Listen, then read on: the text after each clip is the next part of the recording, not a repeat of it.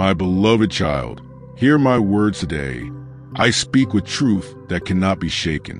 Everything hidden in shadow will be uncovered.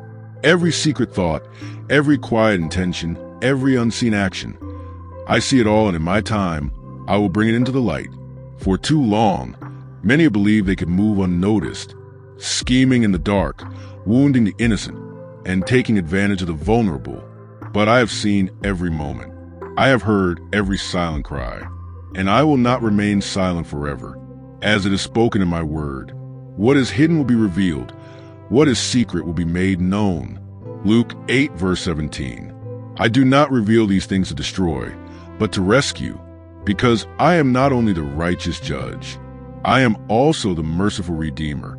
To those who turn back to me with open hearts, I offer grace beyond measure, forgiveness, healing, and a new beginning. Yet, the darkness must be brought into the light, not to condemn you, but to cleanse you. Come, my child, do not hide your heart from me.